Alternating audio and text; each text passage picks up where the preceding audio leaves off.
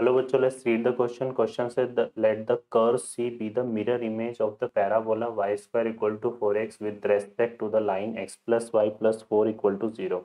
If A and B are the point of intersection of C with the line y equal to minus 5, then the distance between A and B is. चलिए solve करते हैं इस problem को। तो यहाँ पर देखिए हमारे पास क्या दिया हुआ है, एक पैराबोला दिया हुआ है Y square equal to 4x और हमें इसकी क्या चाहिए, मिरर इमेज चाहिए इस लाइन के रेस्पेक्ट में, है ना। इस लाइन के रेस्पेक्ट में हमें चाहिए इसकी mirror image with respect to x plus y plus 4 equal to 0। तो हम यहाँ पे Y square equal to 4x है, क्या है ये, Y square equal to 4x, ये हमारे पास पैराबोला है।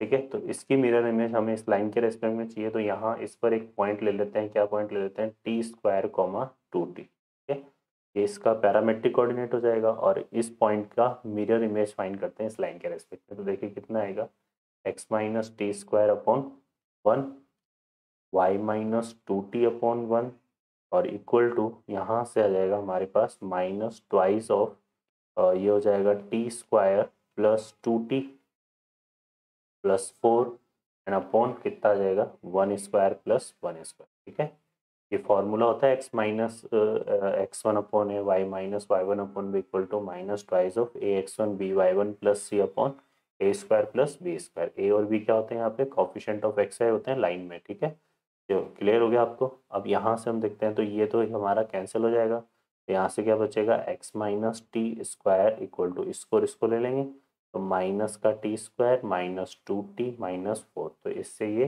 कैंसिल हो गया। तो यहाँ से x इक्वल टू कितना आ गया, माइनस 2t माइनस 4, और एक यहाँ से हम ले लेंगे y minus 2t equal to minus का टी स्क्वायर माइनस का 2t माइनस 4, तो ये कैंसिल हो जाएगा। तो y इक्वल टू कितना आ जाएगा, माइनस टी स्क्वायर माइनस 4। तो ये हमारे पास कर्व सी आ गया, किस फॉर्म में, पैरामेट्रिक फॉर्म में। ठीक है ना, x इक्वल टू ए और ये y इक्वल टू। अब क्वेश्चन क्या बोल रहा है कि जो a और b है are the point of intersection of curve c with the line y equal to minus 5। तो ये जो कर्व आया हमारे पास, क्या क्या मिला हमें, x equal to minus 2t minus 4 और y equal to minus t square minus 4। तो ये जो कर्व है ये क्या है, पैरामेट्रिक फॉर्म हो गया किसका, कर्व c का। क्या है ये, पैरामेट्रिक फॉर्म किसका है, ये कर्व c का। ठीक है, और ये कर्व c को हम सॉल्व करेंगे किसके साथ, y इक्वल टू माइनस 5 के साथ regarding to point a and b।